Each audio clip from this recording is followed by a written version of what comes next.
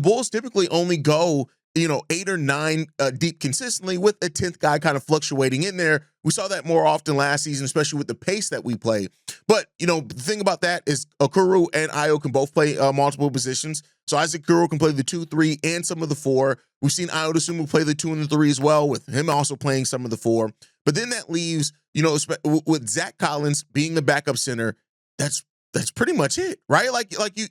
You know that part of it. So we're going to play a lot of small ball, but that's going to give an opportunity for the 10th guy. Julian Phillips can work himself in there. Dalen Terry can work himself in there. We've already heard that. Listen, Noah Essengate, while raw, isn't coming into camp trying not to earn a role, right? This is a guy who's played with grown men over the last 2 years. He even has a game in there against an NBA team where he actually played pretty well. So Noah Essengate is not going to try to come in here and just make it easy for Billy Donovan not to play him, but somebody's going to be left off the rotation. And that's just the reality of it. When you look at it, Julian, Dalen, P. Will, Noah Essengate, even Jalen Smith, those 5 guys are all fighting for basically some of the same minutes and rotations. The 3, 4, the 4, 5, they're all fighting over that same area. And that's one of the biggest things in this training camp period for the Chicago Bulls to figure out, is that rotation.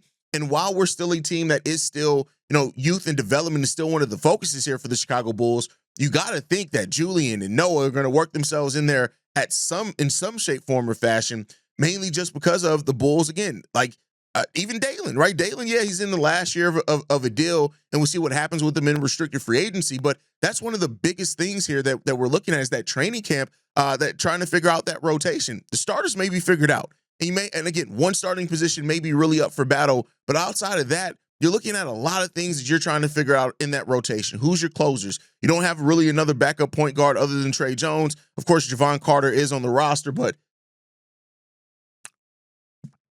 come on, y'all. Y'all already know what it is there. So that's what we're looking at when it comes all together. And Billy Donovan, again, you're gonna have to incorporate these new players as well into that play style that we had last year. We know that Billy Donovan and the coaching staff instilled a 20-second shot clock last year to kind of get the team ready for the pace that they need to play with. And for what it's worth, they adapted to that pace pretty well. Isaac Okoro, who's never really played in the super up-tempo offense, is going to come in here now, going to open him up more opportunities. Essengate is going to have to get ready to NBA athleticism anyway, things like that. But getting these guys back ready for that conditioning is another big part of this training camp period that we're going to have to figure out for the Bulls this year. And I hope that they're up to the test of it. I think that they're going to be. I don't really have big doubts on if they will be. And establishing once again that play style, getting better defense now. You have Isaac to start the season.